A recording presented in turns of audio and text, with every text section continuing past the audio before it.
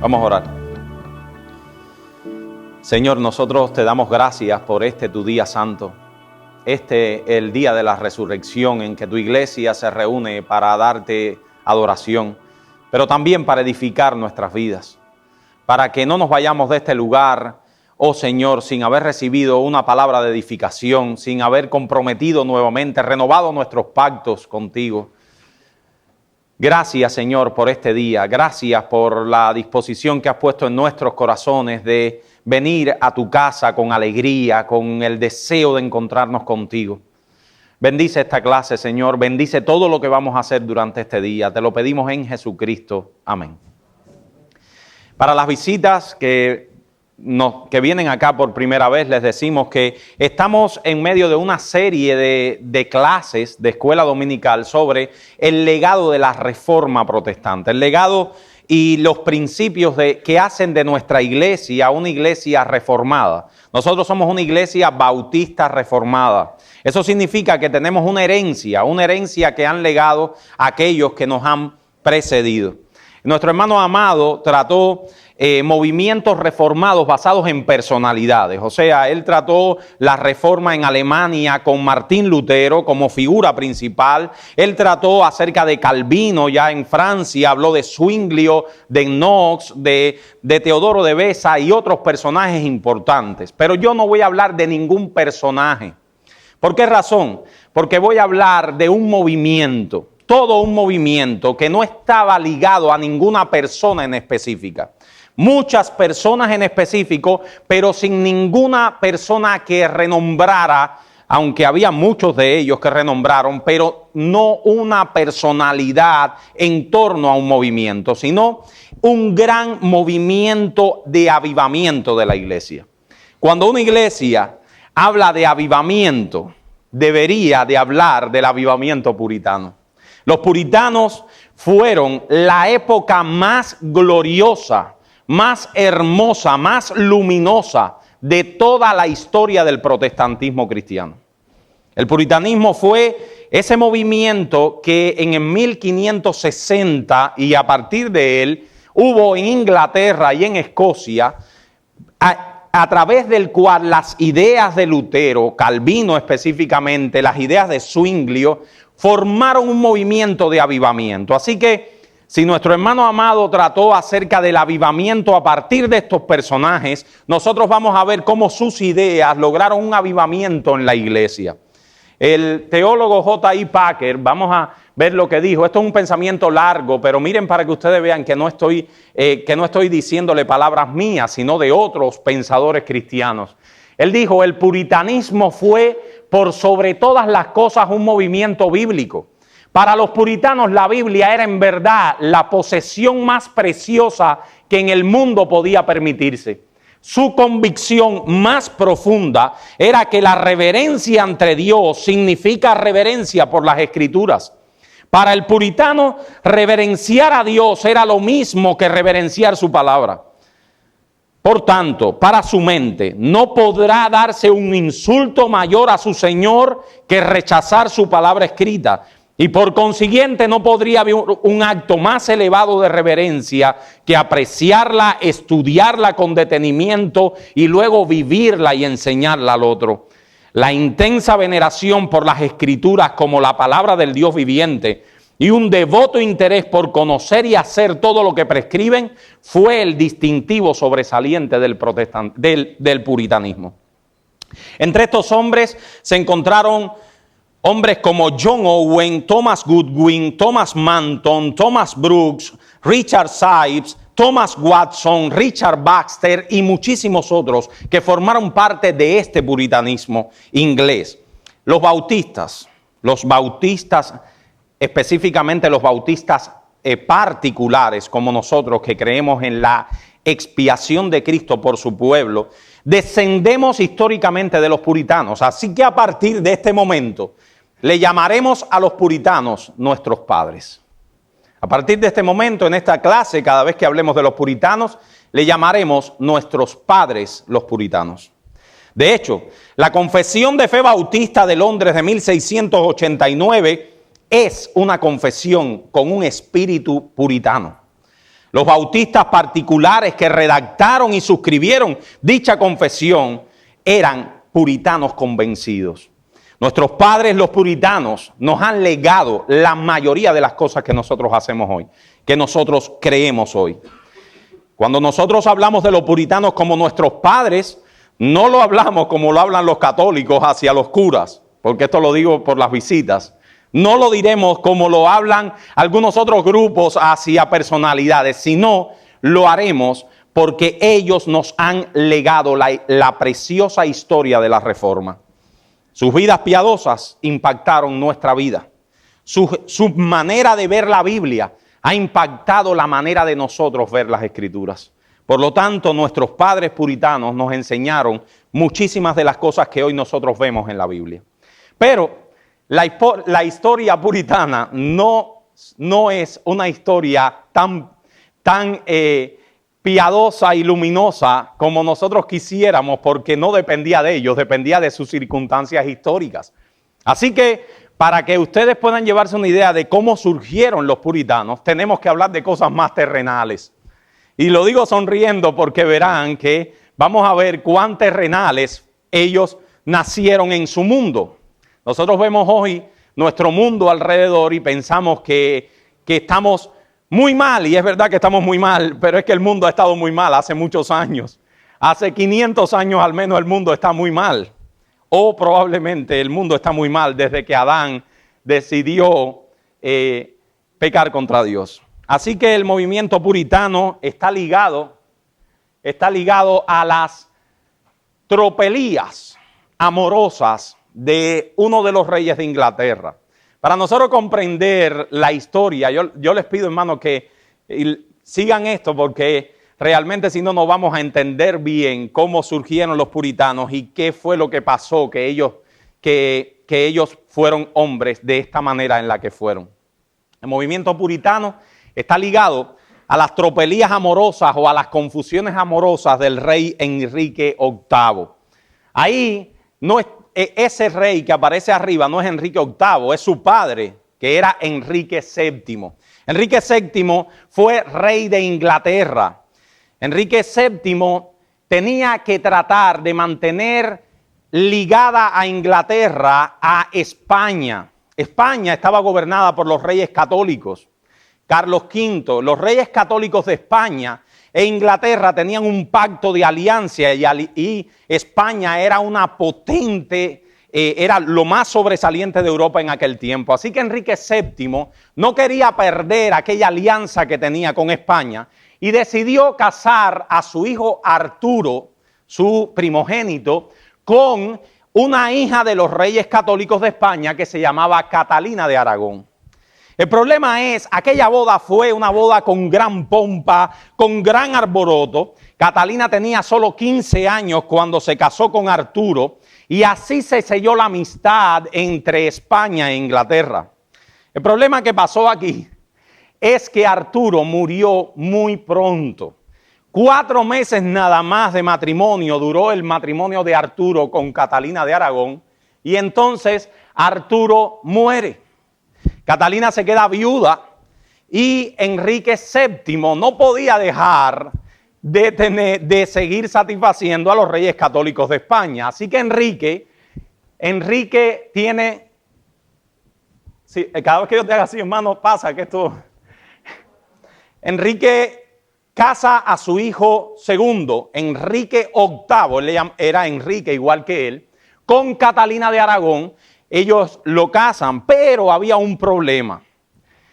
No era la ley canónica de su tiempo, no permitía al hermano rey redimir a la viuda de su hermano. ¿Están entendiéndome? Eso no era permitido.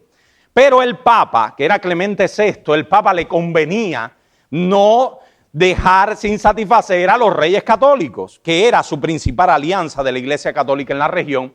Y el Papa promulgó un edicto diciendo, una bula papal, que él autorizaba la unión de Enrique VIII con Catalina. A Enrique nunca le gustó, Enrique VIII, ya no su padre, esa unión. Esa unión era una unión un poco rara porque era casarse con la viuda de su hermano. Pero Enrique VIII al final se casa con Catalina. Él venció aquellos reparos y se casa con aquella muchacha. Pero lo que pasó aquí, mis hermanos, que Catalina de Aragón nunca le daba un hijo varón a Enrique. Enrique no sabía medicina y él pensaba que la mujer era la que determinaba el sexo. Entonces, él trató y trató con Catalina de tener un hijo varón que era el hijo que él quería para heredar el trono. Catalina lo más que le dio, miren, para serles exacto con la historia, Catalina le dio hijos varones, pero todos morían en la infancia. Morían en la infancia temprana. Y Catalina lo más que le dio fue una hija que se llamó María. Así que todos aquellos niños varones morían en muy temprana edad y María fue la única que logró sobrevivir. Enrique no quería una hija como heredera del trono. Así que Enrique VIII hace todo lo posible por tratar de salir de Catalina. Siempre, para tratar de salir de Catalina, él tenía en mente que Catalina era la viuda de su hermano. Y por lo tanto, Enrique le manda al Papa Clemente VI. Clemente VI le manda una misiva y le dice a Clemente VI que le permitiera disolver el matrimonio, porque él no veía con buenos ojos que él estuviera casado con la viuda de su hermano. Realmente la razón era que Catalina no le daba hijo varón. Clemente VI, como ustedes se podrán dar cuenta, no podía permitirle eso. Hubiese sido muy fácil para Clemente VI permitir que Enrique disolviera el matrimonio. Pero Clemente VI no le convenía. ¿Por qué no le convenía? Porque Clemente VI era amigo, yunta fuerte de Carlos V, rey católico de España. Y eso iba a ser una guerra. Acuérdense que los reyes católicos estaban reinando en España. El Papa primero lo que hace es, para quedar bien con todo el mundo, como nosotros todos hacemos, bueno, todos no, pero como nosotros los seres humanos pecadores hacemos habitualmente, es darle larga al asunto. Hoy no voy a pensar en eso, mañana tampoco. Y él empezó a dar largas al asunto. De hecho, Clemente VI, que de Clemente no tenía nada, llegó a escribirle una carta a Enrique y le dice: búscate una concubina. Búscate una concubina y así todo va a pasar. Pero Enrique le dice: no. Yo quiero un heredero legítimo, públicamente reconocido en el trono. No hay manera de que yo pueda con Catalina lograr un hijo varón y por lo tanto yo quiero un hijo varón en el trono. Mis hermanos, ¿por qué les cuento toda esta historia? Porque en el año 1534, Enrique VII se separó del Papa. Enrique VII hizo una traquimaña, Enrique VIII, disculpen. Enrique VIII hizo una traquimaña perfecta. ¿Y cuál fue la traquimaña? Dijo: de ahora en adelante yo soy la cabeza de la Iglesia de Inglaterra. Está prohibido terminantemente mandarle una sola libra esterlina, no sé si era la libra en aquel tiempo, un solo nada al Papa. Y por lo tanto nosotros a partir de este momento nos vamos a separar para siempre de la Iglesia Católica. A partir de este momento, la Iglesia de Inglaterra nunca más fue Iglesia Católica, sino que se le denominó a sí mismo Iglesia de Inglaterra o Iglesia Anglicana, con el rey como papa, como cabeza de la Iglesia. Eso estuvo ¿hasta cuándo? Hasta hoy. La actual reina de Inglaterra, que es Isabel II, es cabeza de la Iglesia de Inglaterra. A partir de Enrique VIII, su tatarabuelo. Así que Enrique VIII se convierte en cabeza de la Iglesia de Inglaterra. Enrique declaró nulo el matrimonio con Catalina, que eso es lo primero, yo soy la cabeza, por lo tanto lo que diga el Papa a mí no me interesa para nada. Declaró nulo su matrimonio con Catalina y legalizó un nuevo matrimonio que ya él tenía escondidas. Unos tiempitos antes ya él estaba viéndose con una mujer que se llamaba Ana Bolena. Ana Bolena poco antes empezó con esas relaciones amorosas con Enrique. Él se separa de Catalina de Aragón y empieza a intentar tener un hijo varón. ¿Y qué pasó? que Ana Bolena tampoco le dio un hijo varón. Pero a Ana Bolena podía hacerle algo que a Catalina no. A Ana Bolena podía matarla. Así que Enrique acusó a Ana Bolena de adulterio y la ejecutó. Él mató a Ana Bolena y se buscó a otra mujer.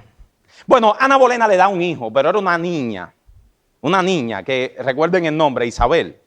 Él le da una hija, Isabel, y esta después él la mata. Así que él se casó con otra mujer que se llamó Jane Seymour, de la aristocracia inglesa. No era específicamente una descendiente de la casa real. Por fin, Jane Seymour le da un hijo varón a Enrique. El hijo varón que le da Jane Seymour se llamó Eduardo. Eduardo VI heredó el trono siendo muy pequeñito. Vamos a ver a la familia real. La familia real estaba constituida por Enrique VIII. Ahí yo puse Enrique VII, eso está mal. Bueno, Eduardo VI está al lado de sus padres, Enrique VIII y Jane Seymour. Eduardo VI fue un niño muy enfermizo.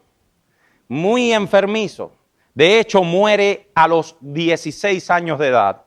Pero Eduardo VI tiene una gran bendición. Bueno, este es Eduardo VI, fíjense que murió de 1537 a 1553, vivió y reinó Inglaterra por muy poquito tiempo, alrededor de 5 años nada más. Déjenme ver si fueron 5 años específicamente. Sí, alrededor de 5 años. No me pase. Anterior. Ese es Eduardo VI, acompañado de un hombre que fue muy importante para la historia de los puritanos. ¿Por qué razón? Porque el duque de Somerset, que era su tío, como era un rey muy pequeño, un niño, estos reyes tenían siempre un tutor. Y su tutor fue el duque de Somerset, y el duque de Somerset era un creyente. Era un hombre cristiano, aparentemente en los anales de la historia. Entonces el duque de Somerset comienza a influir en Eduardo VI para que comenzara a hacer una reforma en la iglesia anglicana. La iglesia anglicana era una iglesia que se parecía mucho a la iglesia católica, pero a partir de ahora, a través de la influencia de este duque, Eduardo VI comenzó primero a quitar las imágenes de las iglesias. Ya las iglesias anglicanas no tienen imágenes católicas. Comenzó a permitir el matrimonio de los sacerdotes anglicanos y algo que fue más importante aún fue que publicaron el libro de oración común de la iglesia anglicana. ¿Por qué fue importante? Porque el libro de oración común era un libro que tenía mucho de calvinista, mucho de las doctrinas de Calvino y Zwinglio. De hecho, en el libro original de la oración común de la iglesia anglicana decía: el cuerpo de nuestro Señor Jesucristo que fue dado por ti, preserve tu cuerpo y alma para la vida eterna. ¿Eso no le suena a catolicismo? En primera instancia se publicó así, pero a través de que comenzaron a venir las ideas de Zwinglio sobre la cena, se comenzó a cambiar el libro de oración común, que dice actualmente de esta manera: toma y come esto en memoria de Cristo que murió por ti, y alimentándote de él, no en tu carne, sino en tu alma, por la fe y acción de gracias. Tenía mucho más que ver con la manera que nosotros vemos la cena como un medio de gracia y un recordatorio. Pero todo en la historia de la humanidad es bastante corto. Eduardo VI muere muy temprano, muere siendo un niño de 16 años y le siguió, a ver, vamos a ver si ustedes me están atendiendo. Si muere Eduardo VI, ¿quién le toca el trono? No, Eduardo VII, ¿alguien dijo Eduardo VII? ¿De dónde sacó el Eduardo VII? No, le toca a su hermana mayor. ¿Quién era su hermana mayor? María, la hija de Enrique VIII y Catalina. ¿Qué era María? ¿Protestante o católica? Católica acérrima, pero además, no una católica cualquiera, con la espinita en el corazón de que la habían declarado hija ilegítima. ¿No se recuerdan? A su madre la habían votado por delante de todo el mundo, había declarado Enrique VIII que era una esposa ilegítima con una hija ilegítima. María ocupó el trono de Inglaterra en el año 1558, Douglas. En el año 1558. María I Tudor, porque Tudor era de la descendencia de los Tudor españoles. En el año 1500, disculpen, María muere en el 1558, tomó el reinado mucho antes, pero María es conocida en la historia como ¿qué? Como María la Sanguinaria o Bloody Mary. Hay muchas películas sobre ella. Esta mujer fue un desastre, mis hermanos. Menos mal que su reinado duró alrededor de 4 años. El Papa en ese momento era Pablo VI. Pablo IV. Pablo VI es mucho más. Pablo IV era el Papa. El Papa a través de María le dice, María, hay que meter la Iglesia Católica en Inglaterra de nuevo. Esa es tu función. Comienza exterminando a todos los protestantes. Y María siguió al pie de la letra. John Fox, en su libro, dice que María fueron casi 5 años de reinado. María ocupó el trono y dentro de los que se conocen como persecuciones marianas, así le llamaron, miren qué bonita de eso para matar gente, se ejecutó a poco menos de 300 personas. El hermoso libro que les recomiendo que lean de John Fox, que se llama El Libro de los Mártires, que mi hermano Douglas me lo regaló, mató a 284 protestantes, María la Sanguinaria. Así que María trató de acabar con toda aquella reforma que Eduardo VI venía haciendo a través de sus tutores y empezó a tratar de que el catolicismo romano volviera a la iglesia anglicana. Así también, hacia el final disculpa, vamos a pasar anterior para que no vean esa imagen todavía. Hacia el final del reinado de María, se ejecutaron muchísimos de los protestantes. María trató inclusive, es muy interesante, de volver a poner las imágenes en las iglesias anglicanas. Eso no fue posible, no le dio tiempo. Pero trató también de hacer una cosa más macabra. ¿Qué ustedes creen que trató de hacer María? Era sanguinaria, acuérdense. De matar a su hermana, que era la seguidora del trono. Y su hermana la trató de matar por una razón muy sencilla. Era protestante. Porque su hermana era la hija de Enrique VIII con Ana Bolena, una inglesa más convencida del protestantismo, pero esto no fue posible. De hecho, dice que sus padres le influenciaron, Catalina y sus padres le influenciaron a matar a Isabel, pero eso no fue posible. Así que Isabel, la hija de Enrique VIII con Ana Bolena, heredó el trono de Inglaterra en el año 1603.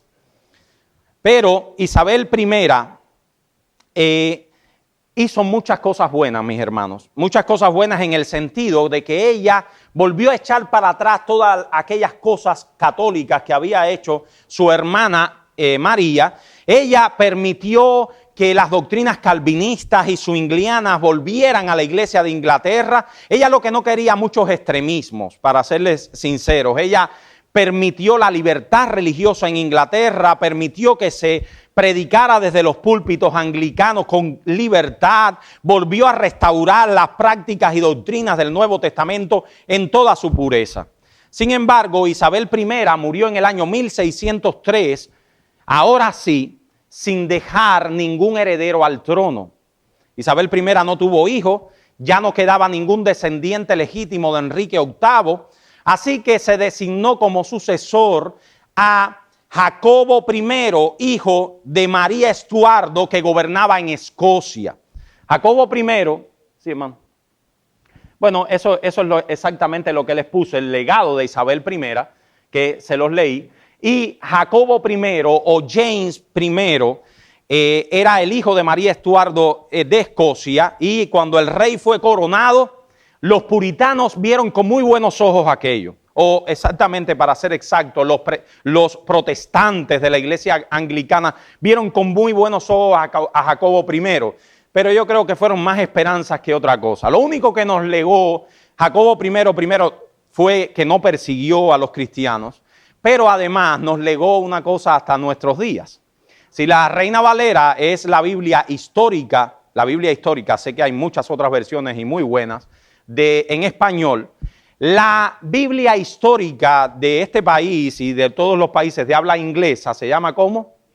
La Biblia King James, en honor a este rey. ¿Doble? La Biblia King James es la Biblia que los protestantes anglicanos hicieron en honor al rey Jacobo I o James I.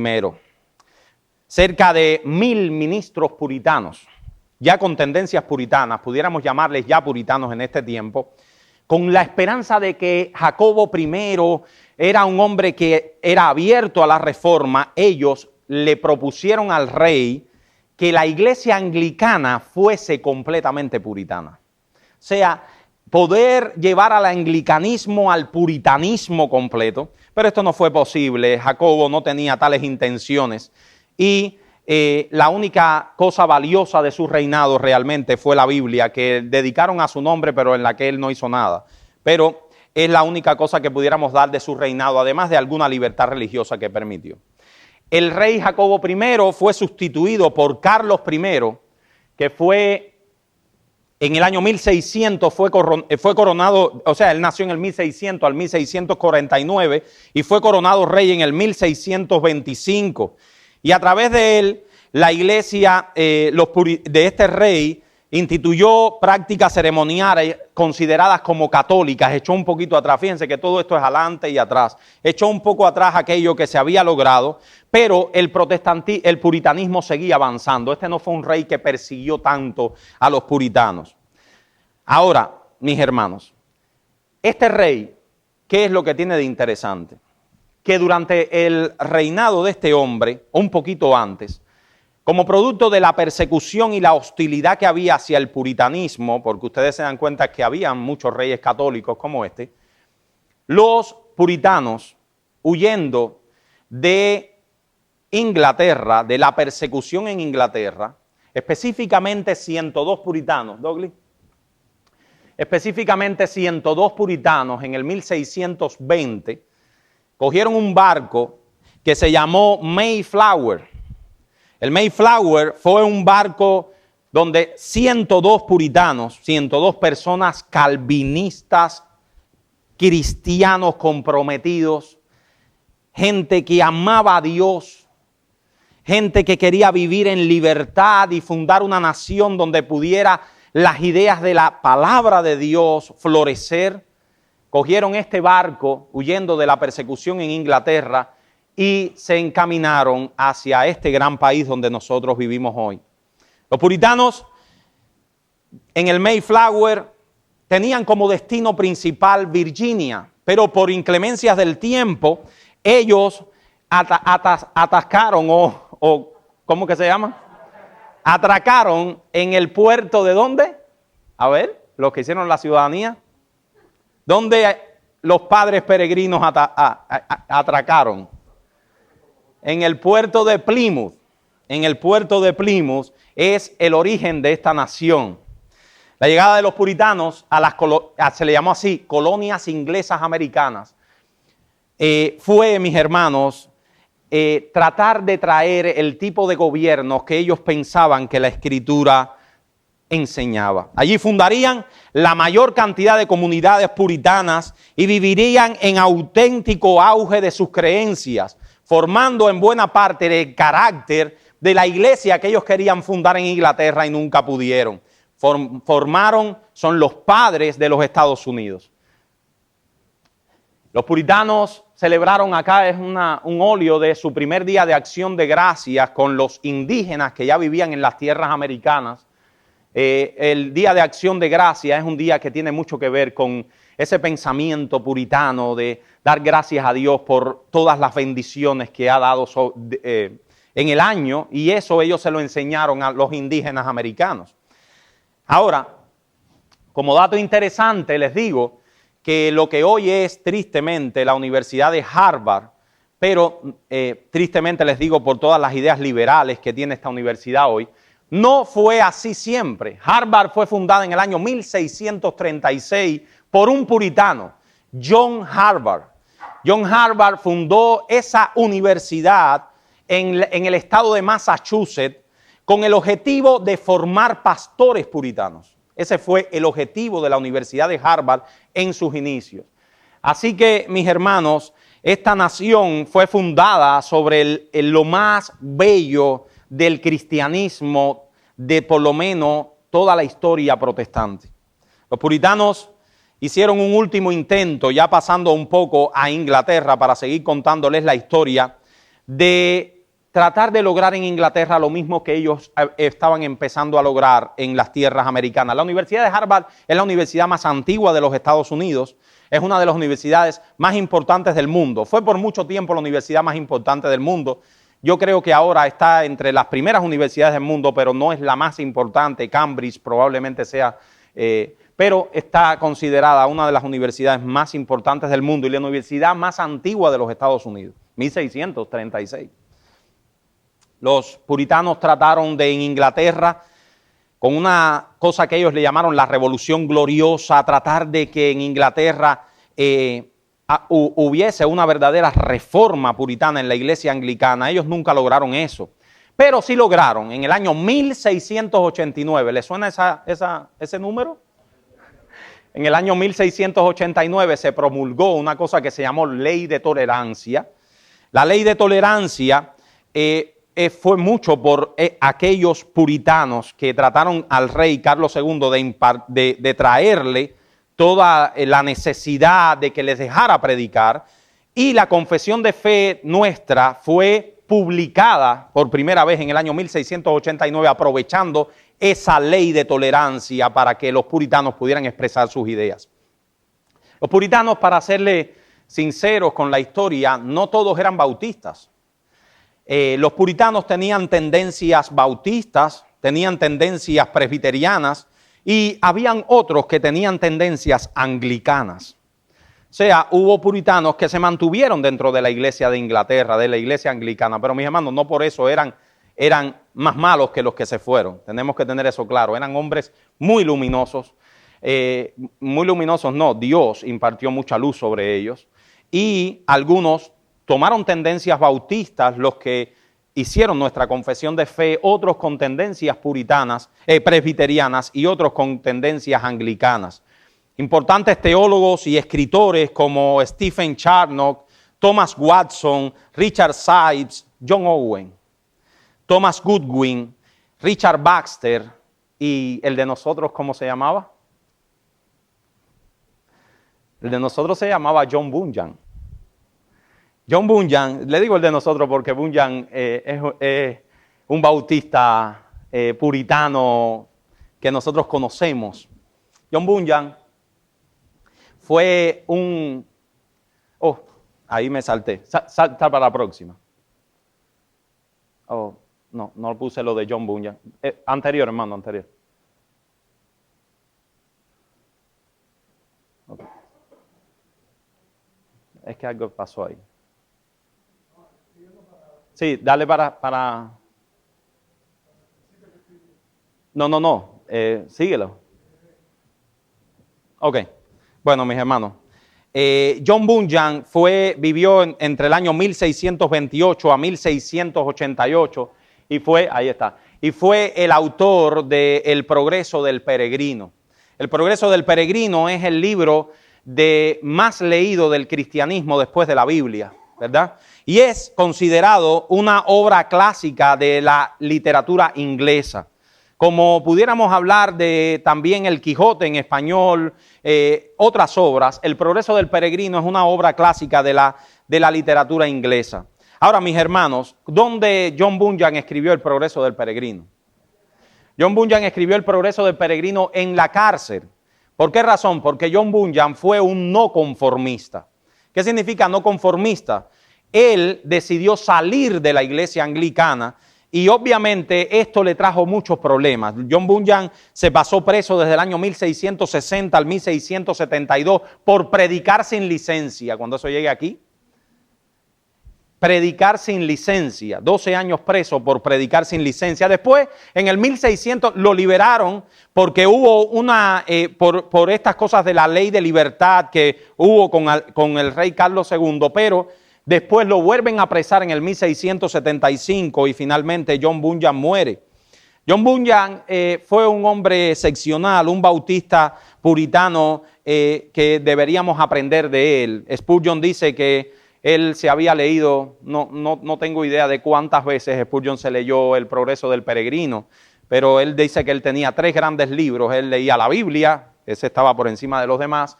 Él leía El Progreso del Peregrino y él leía el libro de los mártires de John Fox.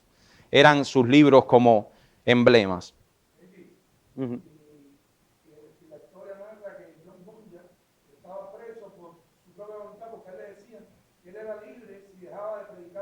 Exacto. Sí, yo realmente leí un poco de John Bunyan, pero no quiero realmente hacer toda la historia de este. Quizás pudiéramos en próximas clases dar una biografía de este gran hombre de Dios. Ahora, mis hermanos, habiendo llegado a este punto, someramente, obviamente, hablándole de la historia del puritanismo inglés, habiendo llegado a este punto, nosotros creo que no deberíamos irnos de esta clase, no nos vamos a ir todavía, sin hablar del legado de nuestros padres, los puritanos. ¿Quién eran esta gente, mis hermanos? Ya hablamos de su historia, ya hablamos de todos los enredos de su sociedad, ya hablamos de cómo surgieron, ya hablamos de lo que hicieron en la iglesia anglicana, de cómo ellos vinieron a América y fundaron ese gobierno que ellos creían que era un gobierno inspirado en la palabra de Dios.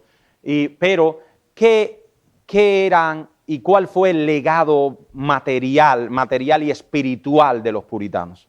¿Cuál fue ese gran legado? Les digo material por los libros y por lo que ellos escribieron, pero el legado espiritual que dan a nuestras iglesias reformadas. Vamos a pasar entonces a hablar del legado de los puritanos. Y como les dije, mis hermanos, yo creo que todos los historiadores coinciden en lo mismo, aún aquellos historiadores que no coinciden con el puritanismo, o sea, de otras tendencias, creen que el puritanismo inglés es el movimiento más luminoso de la historia del protestantismo, el más luminoso de todos, porque fue mucha gente creyendo cosas que los padres anteriores, Calvino, Lutero, habían creído, pero este fue un movimiento muy grande, muy grande. Así que ellos nos legaron este gran movimiento. Dice Paul Washer que no solo debemos tener la teología de los puritanos, sino también el fervor puritano, esos labios temblorosos de esos hombres piadosos. Esa teología ligada con ese temor, con esa pasión por el reino de Dios, es la gran combinación del puritanismo. Por eso decimos que si queremos un avivamiento real y verdadero en nuestra iglesia, debemos traer sobre nosotros esa época gloriosa, esa época luminosa que Dios trajo en aquel tiempo. Las ideas puritanas son ideas que avivan la iglesia. Son ideas que nos llevan a los senderos antiguos de la palabra de Dios. Así que yo les resumo el legado de los puritanos en estos 2 grandes puntos. En primer lugar, la palabra de Dios. Mis hermanos, ¿por qué decimos que los puritanos fueron un movimiento luminoso? Porque la luz de ellos surgía, no de ellos mismos, de la palabra de Dios. La palabra de Dios fue la que brilló en toda la historia puritana. Los padres puritanos estaban profundamente comprometidos con enseñar las Escrituras a sus hijos y servir como pastores en sus hogares. Eso fue el puritanismo, un movimiento que surgió en la iglesia anglicana, pero no se quedó en las 4 paredes de los locales. Un movimiento que fue a las casas, un movimiento que fue a los padres, a los hijos, que se vivía en cada hogar. Mira lo que decía Jonathan Edwards. Cada familia cristiana debe ser como si fuera una pequeña iglesia, consagrada a Cristo y totalmente influenciada y gobernada por sus reglas. Eso es el puritanismo. Los puritanos tenían una doctrina robusta de Dios, de su gloria, de su soberanía, de su santidad, de su justicia, nunca desligada de su amor. Tanto sus escritos como sus oraciones, que tenemos en un libro de oraciones de los puritanos. ¿Cómo se llama ese libro? ¿Cómo se llama? ¿Cómo? Yo no me acuerdo cómo se llama, por eso lo estoy preguntando. El Valle de la Visión, que lo tengo en la casa. Pero no me acordaba el Valle de la Visión. Pero no son oraciones para que tú las repitas como si fueran rezos católicos. Son oraciones que te infunden edificación. Los puritanos, mis hermanos, creían en una cosa que ellos le llamaban, miren qué interesante, el eco de las Escrituras. El eco de las Escrituras, ese eco que se sentía de casa en casa. Siempre buscaban en la Biblia las respuestas de la verdadera naturaleza, de la práctica de la iglesia, y en el proceso edificaron congregaciones con una madurez espiritual y un compromiso en las Escrituras siempre admirable, mis hermanos. John Owen decía, miren esta frase, mis hermanos, mírenla, óiganla, para que ustedes vean, dicha por las palabras de un puritano. Es al contemplar la gloria de Cristo por fe que somos edificados espiritualmente y edificamos al mundo, y edificados en este mundo. Porque al contemplar su gloria, la vida y el poder de la fe se fortalecen cada vez más. Es por fe que crecemos para amar a Cristo. Entonces, si deseamos una fe fuerte y un amor poderoso que nos den descanso, paz y satisfacción, debemos buscarlos al contemplar diligentemente la gloria de Cristo por la fe. En esa tarea deseo vivir y morir. En la gloria de Cristo fijaré todos mis pensamientos y deseos. Y cuanto más vea la gloria de Cristo, más se marchitarán ante mis ojos las bellezas pintadas de este mundo y seré cada vez más crucificado para Él. Finalmente, el carácter distintivo y más evidente del puritanismo fue su búsqueda apasionada de una vida reformada completamente por la palabra de Dios. Uno de los puritanos más conocidos, además de Owen, fue Richard Baxter. Y acerca de la predicación en la iglesia, miren lo que dijo este hombre de Dios. En resumidas cuentas, debemos enseñarles a nuestros hermanos cuanto más podamos de la palabra de Dios. Oh, qué grandiosos, qué excelentes, qué maravillosos y misteriosos. Todos los cristianos son discípulos o pupilos de Cristo. La iglesia es su escuela, somos sus ujieres. La Biblia es su gramática. Es lo que debemos enseñarle diariamente. Así que para las personas que nos visitan, ¿por qué en esta iglesia se predica tanto?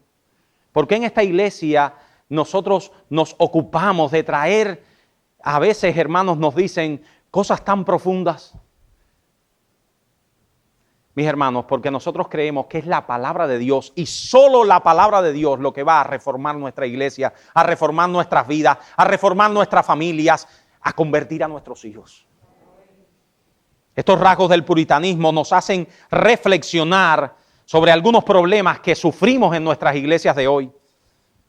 La iglesia de hoy se ha olvidado de que la predicación es la predicación de la gloria de Cristo. Y entonces la predicación es centrada en el hombre.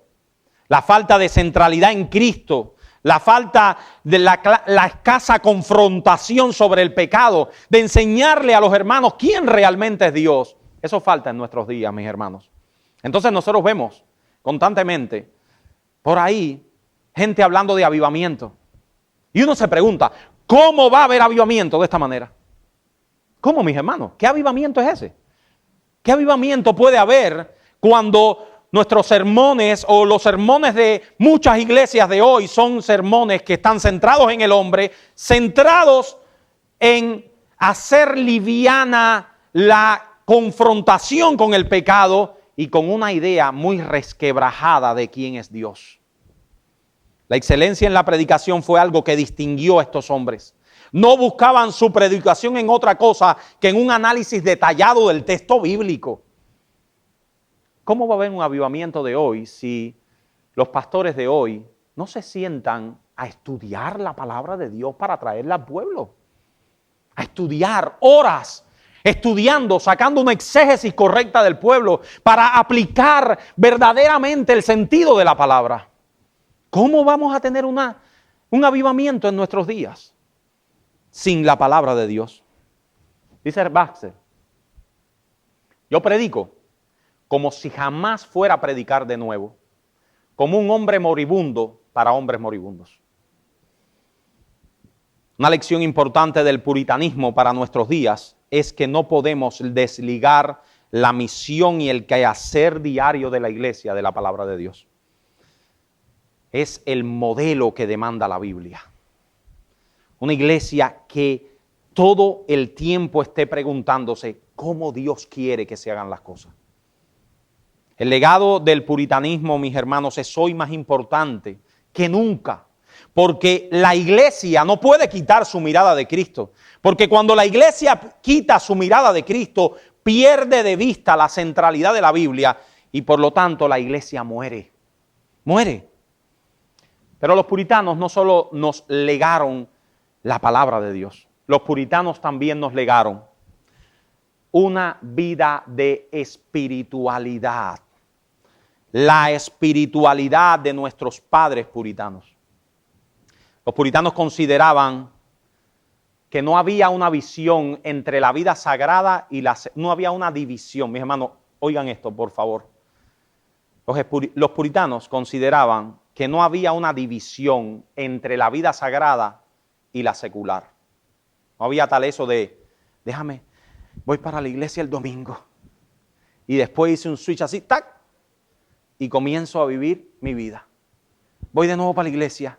Ahora mi vida. O no te metas en mi vida. O yo cojo de la Biblia lo que más me gusta. Lo que no me gusta no tanto. ¿Cómo debo criar a mis hijos? Bueno, pero es que a mí no me gusta tanto. No me gusta tanto la disciplina de la Biblia. No me gusta tanto la vara. No me gusta tanto someterme a mi marido. Por lo tanto, lo dejo al lado. Lo dejo al lado. Cojo de la Biblia lo que me conviene, los salmos. Pero esas cosas tan duras, no. No es que ustedes son muy extremistas. No, para los puritanos no había nada de eso. Su trabajo era buscar lo que decía la Biblia, bajar su cerviz y obedecerlo. Todo su trabajo era hecho para la gloria de Dios. El trabajo duro fue para los puritanos una parte central de la vida cristiana y lo que llamamos la ética del trabajo protestante es un legado transmitido por ellos. Mi hermano, esto es típico del puritanismo. Esto es un legado social del puritanismo. No se pregunta, ¿por qué Estados Unidos se desarrolló tanto? En tan rápido tiempo. Una tierra desierta, mis hermanos, porque Estados Unidos es lo mismo que Cuba cuando vinieron los puritanos. Lo mismo, era charco, pantano, tres culebras, lo mismo. Mis hermanos, ¿por qué Estados Unidos? Porque era para la gloria de Dios. Porque aquellos hombres que vinieron en el Mayflower y después los que vinieron sucesivamente, porque fueron viniendo a medida que la persecución en Inglaterra se iba haciendo más fuerte, estos hombres, eso es una imagen de aquí de Estados Unidos, estos hombres vinieron, estos hombres y mujeres, estos niños, estas familias vinieron a este país, mis hermanos, para trabajar para la gloria de Dios. Y por lo tanto, no trabajaban mirando a ver si estaba por ahí el manager de la compañía. No trabajaban mirando a ver quién me está viendo. No, mis hermanos, ellos sabían que el Dios omnipotente, Jesucristo mismo, aquel a quien ellos adoraban, Él les estaba viendo. Y ellos trabajaban para Él. Por eso Estados Unidos es así. Y por eso Estados Unidos hará así cuando dejemos todo esto. Ustedes saben un concepto puritano que no me atrevería a decir que fueron ellos los primeros que lo dijeron, pero a lo mejor me atrevería. Fue este concepto que viene en esta diapositiva. La obediencia universal a las Escrituras. Un verdadero cristiano no elige qué mandamientos obedecer y cuáles no obedecer. La verdadera conversión se evidencia por la obediencia a todos los mandamientos de Dios. A todos. Se le dio por parte de los puritanos una importancia a algo que ellos llamaron la religión experimental. Enseñaron con un equilibrio sin igual la doctrina de la santificación. Por un lado, la santificación es una obra de la gracia, porque esto eran gente que creían en la gracia de Dios. Pero por otro, ellos insistieron en la autonegación, en el autoexamen, el uso de los medios de gracia y la mortificación de la carne. Para los puritanos, el sabbat es el primer día de la semana, el día del Señor. Y por lo tanto, ellos no faltaban al sabbat por cuestiones menores. El día del Señor, el primer día de la semana, era el día de venir y encontrarse con la iglesia reunida para alabar a Dios. Y el resto del día lo tomaban para tener comunión con sus hermanos y edificarse a sí mismos. Mis hermanos, hay al menos dos grandes aplicaciones que podemos tener de este gran movimiento. En primer lugar, esta. Ese es Jonathan Edwards predicando acá en los Estados Unidos. Esa imagen que les puse ahí.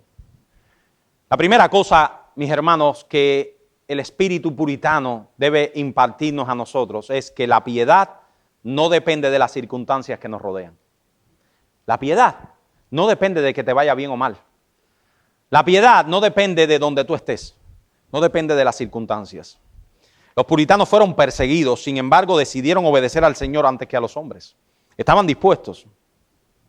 El ejemplo de los puritanos debe enseñarnos a cómo influenciar por medio de la Biblia todo nuestro tiempo y no dejarnos influenciar por el mundo, mis hermanos.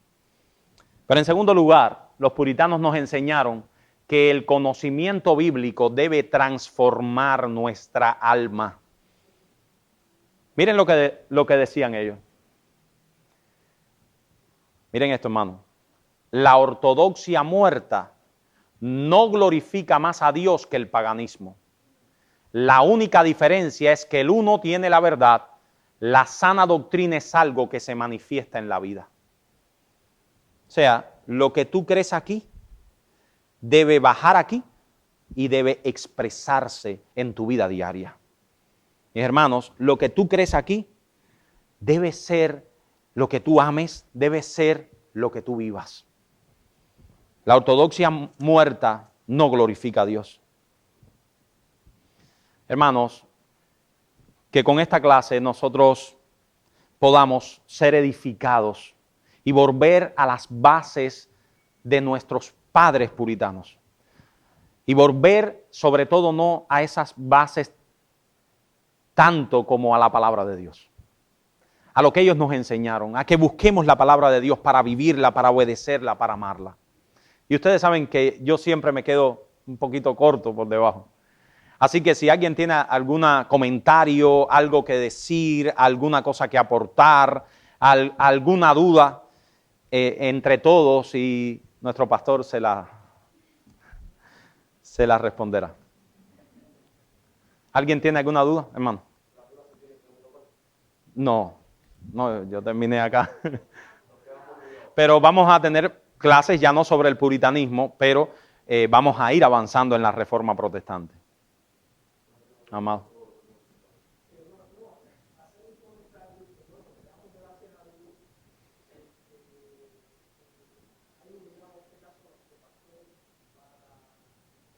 Así mismo.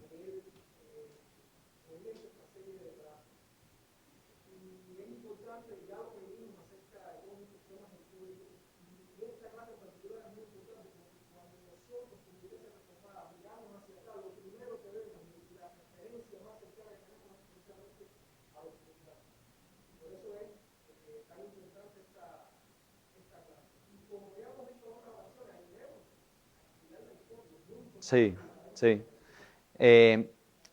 Martin Lloyd-Jones tiene un libro que se llama Los Puritanos, así, Los Puritanos. Hermano, le exhorto a que ese libro no debe valer más de $15 en Amazon, que ese libro lo compren sobre esta historia. ¿Gallo?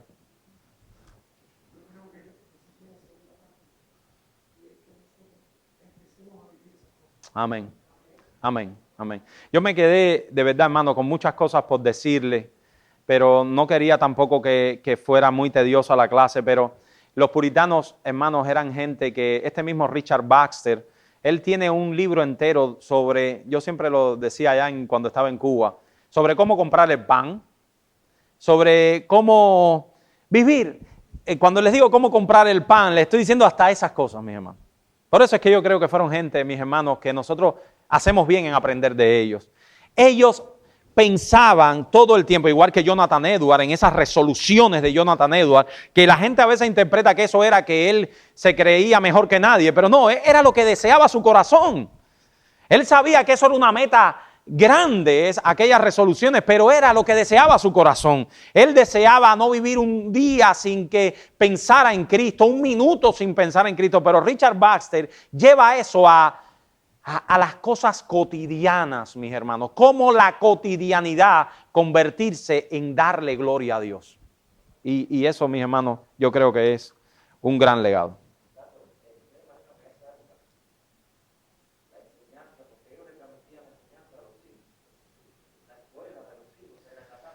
Sin lugar a dudas.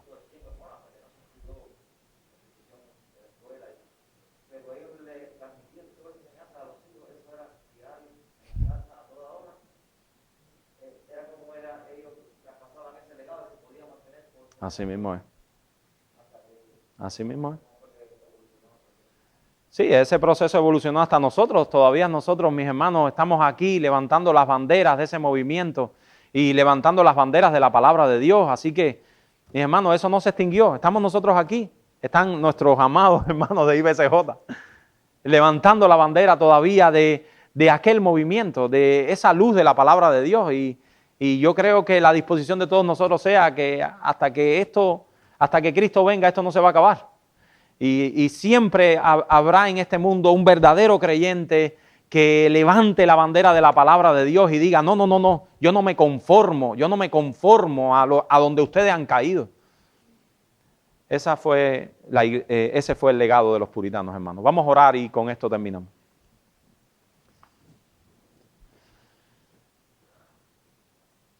Señor, nosotros te damos gracias por tu palabra, Padre.